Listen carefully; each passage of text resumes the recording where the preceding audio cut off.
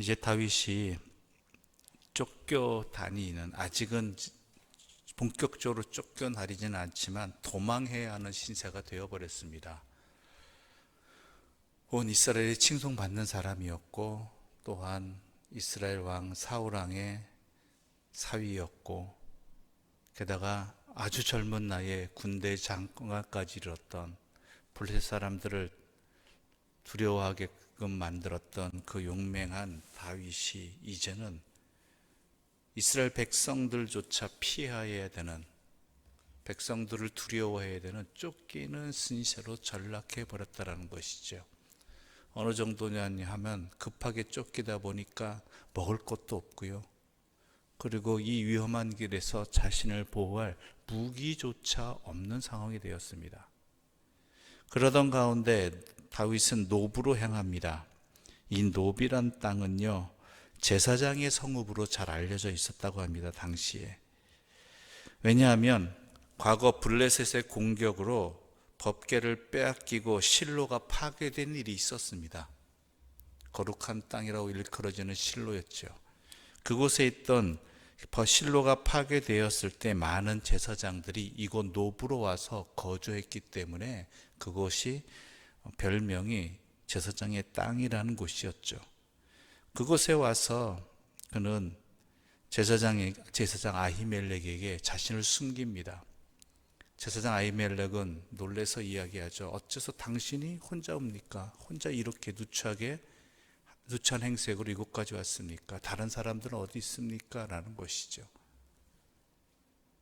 그렇지 않습니까? 당시 다윗은 군대 장관이었고 장관급이었고, 비록 그 자리에서 오래 있지는 않았지만, 게다가 왕의 사위였으니까 이곳까지 오는데 그냥 혼자 오지는 않거든요.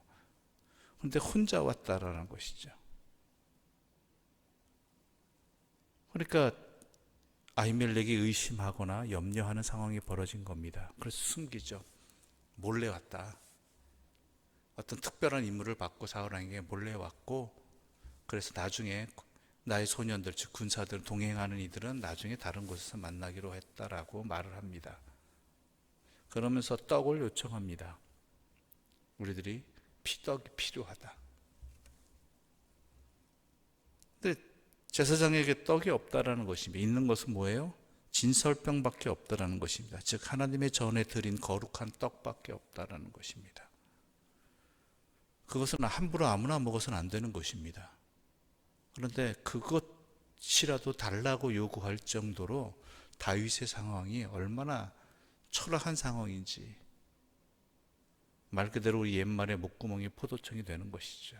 거룩한 떡이고 아니고 간에 내가 그것을 먹을 자격이 있고 없음을 떠나서 그것이라도 달라고 할 정도의 상황이 되어버린 것입니다. 게다가 어때요? 당장 길을 떠나고 어딜 갈지 모르는, 목숨을 위협받는 상황에 자기를 지킬 만한 무기조차 없는 사람입니다. 무기조차 달라고 합니다. 누구한테요? 제사장한테. 다른 누구도 아닌 제사장한테 무기조차 달라는 건, 이거는 여러분 전에 우리가 이야기 나눴지만 무기는 아무나 가질 수 없는 것입니다. 당시 일반 백성들이 무기를 소유할 수도 없었습니다. 그런데 하필 또 그때 그곳에 어떤 무기가 있었습니까? 골리앗의 칼이 있었다라는 것이죠. 골리앗의 칼이면은 최상의 칼입니다. 무슨 뜻이냐? 당시 블레셋은 이스라엘 백성들보다 첨단 무기를 갖고 있었다는 것이죠. 철기 문화라고 하죠. 이 철로 만든 무기는요, 이스라엘 백성들 가운데도 매우 소수만 갖고 있던, 나머지는 청동기나 이런 것들을 통해서 무기를 갖고 있는 그런 상황입니다. 철기 무기를 가지려면요, 블레셋에 가서 사와야 됩니다. 그래서 왕이나 어떤 귀족들, 일부 사람들만 있는 것인데, 하필 그곳에 강력한 블레셋의 철로 만든 유명한 골리앗 장군의 칼이 있었다라는 것이죠. 그래서 그는 그것을 또한 취하게 됩니다. 자기가 죽였던 그 장수의 칼을 취하게 되고 어디로 가요? 또 하필 블레셋 땅으로 갑니다. 가야만 하는 상황이 벌어지죠. 왜요? 사울왕의 손길이 안 닿는 곳으로 가야 되니까. 다윗이 누구입니까? 블레셋에서 유명한, 노래까지 유명하게 알려진 골리앗을 죽인, 그리고 블레셋 자식 그 사람들의 적 아닙니까? 게다가 그 무기는 뭐 갖고 있어요? 골리앗의 칼을 갖고 있는 그런 상황 속에서 가지 않아야 될 곳으로 가야만 하는 그러한 운명에 처하게 되었다라는 것입니다. 오죽하면 어떻게 해요? 두려워서, 자신의 정체를 알고 있는 이 사람들이 두려워서 미친 척 해야만 하는 그런 상황까지 처하게 된 것입니다. 이게 오늘 본문의 내용이지요. 이 본문의 내용을 보면서 우리가 하나님의 뜻을 깨달아야 됩니다. 물론 모든 성경은 하나님의 뜻에 담겨 있는 것이지만 특히 오늘 본문을 통해서 하나님께서 우리를 때로는 광야의 길로 인도하신다라는 이 사실을 깨달아야 된다라는 것이죠. 광야라는 것은 장소적 의미도 있겠지만 인생의 광야도 있다라는 것이죠. 갖고 있던 모든 것을 다 빼앗기고 누릴 수 없고 오직 하나님만 의지해야 되는, 갈 바를 모르고 그저 하나님이 이끄시는 대로 가야만 하는 그러한 인생의 광야가 우리 모두에게 있다라는 것입니다. 그것이 공동체적으로 일어날 때도 있고 각자 개인에게도 일어날 때가 있다라는 것입니다. 지금까지 이루는 모든 것들이 다 사라지고, 그리고 어찌할 바를 모르는, 한 끼의 음식도 또한 그 자신의 삶을 지켜줄 그 어떤 것도 없는 그러한 곳. 그런데 중요한 건 뭐예요? 하나님만을 의지해야 되는 곳. 그러한 인생의 광야로 다윗은 내몰렸고, 하나님께서 다윗을 그곳으로 내몬 이유는 무엇이겠습니까? 이스라엘 백성들을 광야로 이끄셨던 것과 똑같은 의미입니다. 훈련시키는 겁니다. 연단시키는 것입니다. 어떤 사람으로요? 하나님의 사람으로. 하나님만을 믿고 의지하게끔 만들어버리는, 하나님의 뜻만을 구하게끔 만드는 그러한 인생의 광야로 다윗은 이제 내몰리게 된 것이고, 우리 또한 그러한 경우들이 지금까지 있었을 것이고 또한 앞으로도 있을 것입니다. 그런 상황 속에서 우리는 정신 똑바로 차려야 되는 게 그저 절망하고 낭망하는 것이 아니라 이것을 통해서 하나님께서 나에게 어떠한 연단을 주시려고, 또한 내 삶이 온전히 하나님께 붙들린 자로서 살아게끔 하시는 하나님의 뜻이 있음을 알고 의지하면서 주의 이끄심을 또한 구하는 자들이 되어야 된다는 것이죠. 하나님은 그냥 광야로 내모시는 분 아닙니다. 그냥 그 상황을 또한 처하게 하시는 분이 아닙니다. 게다가 어떻습니까? 오늘 본문을 보게 되면은 먹을 것이 없는 다윗에게 거룩한 떡을 허락해 주십니다.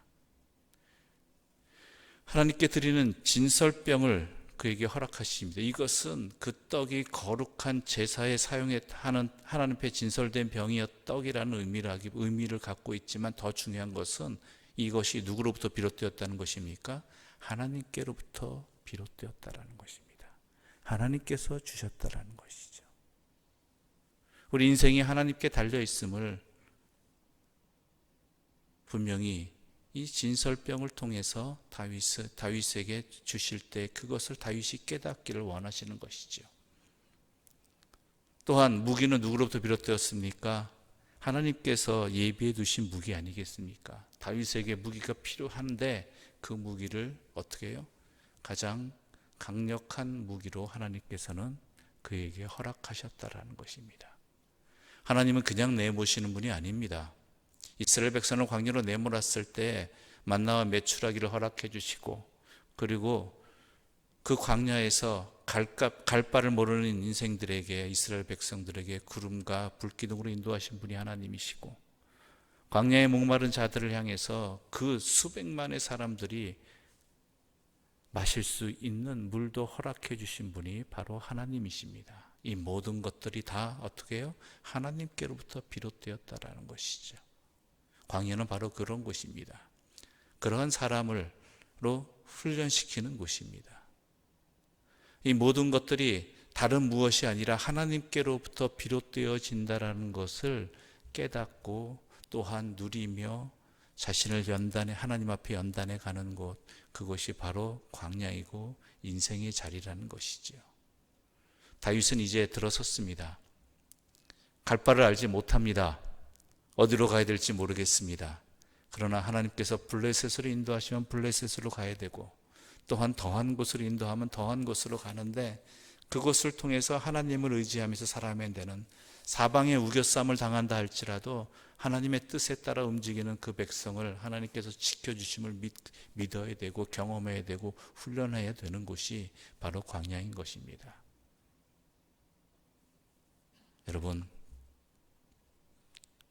우리는 인생의 광야길을 또한 걸어가고 있습니다. 엄밀히 말하자면 하나님의 앞에 서는 그날까지 우리는 광야입니다. 그런데 우리의 시선이 어디로 향해 있고 또 우리의 모든 것들이 하나님께로부터 비롯되어지다는 것을 믿지 아니하고 의지하지 아니하고 헛된 것들을 통해 얻으려고 한다면 하나님께서는 우리에게 더 큰 광야로 우리를 연단시키실 것이고 그것을 깨닫게 하실 것입니다. 왜냐하면 우리를 사랑하시기 때문입니다. 우리로 하여금 하나님의 길에서 벗어나지 않게 하기 위해서이고 우리로 하여금 하나님을 깨닫게 하기 위해서입니다. 그러나 염려하지 마십시오.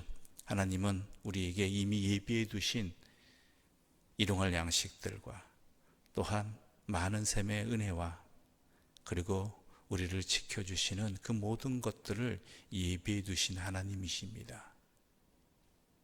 그 하나님을 믿고 우리에게 처해진 인생의 광야에서 주의 뜻을 깨닫고 하나님의 사람으로 더욱 연단되어져 정금같이 나오는 주의 사람들 되시기를 간절히 소망합니다.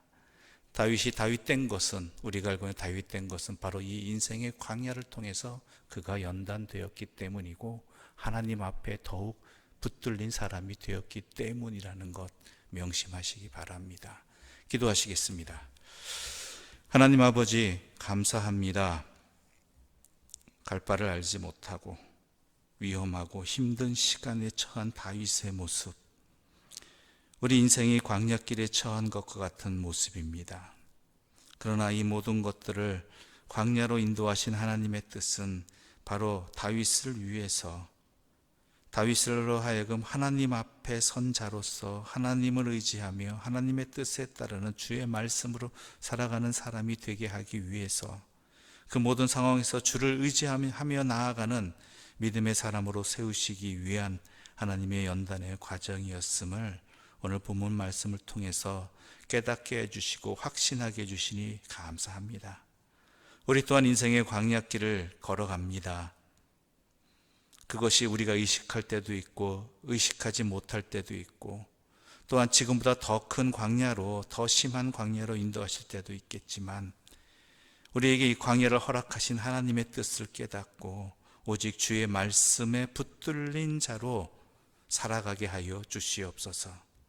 우리에게 인생의 광야를 허락하실 때에는 이미 우리에게 주님께서 예배해 두신 먹을 것과 또한 우리를 지켜주시는 하나님의 은혜가 이미 예비되었음을 확신하게 해주시고 또한 그것을 우리에게 가장 좋은 때, 가장 필요한 때 가장 좋은 것으로 응답해 주심을 믿고 오직 주만 바라보며 나아가게 하여 주시옵소서.